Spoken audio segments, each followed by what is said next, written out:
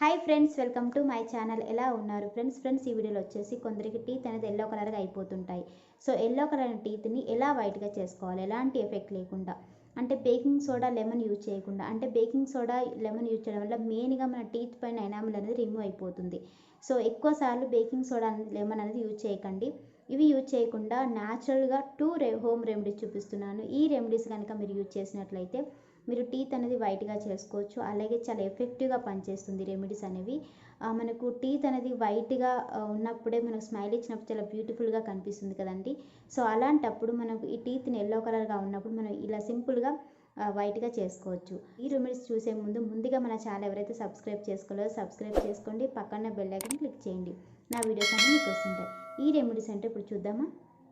First remedy వచ్చేసి నేను 1/2 spoon turmeric powder తీసుకుంటున్నాను. ఆర్గానిక్ పసుపు తీసుకుంటున్నానండి. మీకు ఆర్గానిక్ పసుపు అవైలబుల్ లేకపోతే మీరు యూజ్ చేసే ఏ పసుపు అయినా మీరు యూజ్ చేసుకోండి. అలాగే 1/2 స్పూన్ కోకోనట్ ఆయిల్ మిక్స్ చేస్తున్నాను. కోకోనట్ ఆయిల్ యూజ్ చేయొచ్చు, లేదంటే ఆవ నూనె ఉంటుంది కదా, మస్టర్డ్ ఆయిల్, అది కూడా మీరు యూజ్ చేసుకోవచ్చు. ఇలాగా మనం పేస్ట్లా కలుపుకోవాలండి.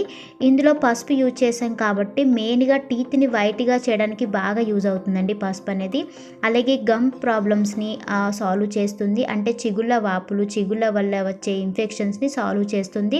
అలాగే మనం కోకోనట్ ఆయిల్ యూజ్ చేసాం కాబట్టి మౌత్లో ఉన్న జెమ్స్ అన్నీ పోతాయండి.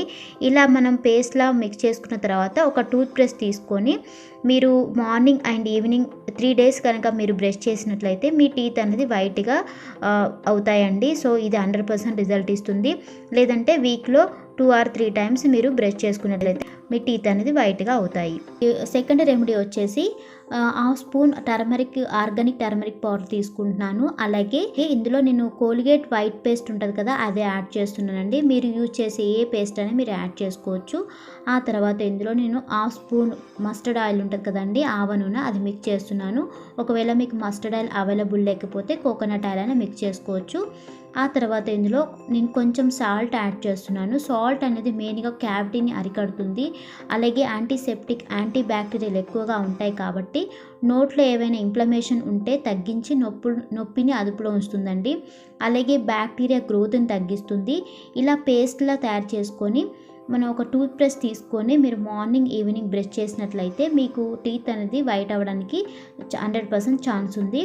మీరు ఇలా 3 days కనుక మీరు బ్రష్ చేసినట్లయితే మీకు టీత్ అనేది వైట్గా చేసుకోవచ్చు. ఈ 2 రెమెడీస్ మీరు ఏదైనా ఫాలో అవ్వచ్చండి. మంచి రెమెడీస్ అండి, మీకు 100% రిజల్ట్ ఇస్తాయి. సో ఇది మార్నింగ్ ఈవినింగ్ మీరు బ్రష్ చేసుకోండి. ఒక వీక్లీ 2 or 3 times మీరు యూజ్ చేయొచ్చు. చాలా మంచి రిజల్ట్ అయితే ఇస్తాయి. ట్రై చేసి చూడండి. సో ఇదండి నా వీడియో కనుక మీకు నచ్చినట్లయితే ముందుగా నా ఛానల్ సబ్స్క్రైబ్ చేసుకోండి. అలాగే నా వీడియోని లైక్ చేయండి, షేర్ చేయండి. ఇంకొక టిప్తో మీ ముందుంటాను.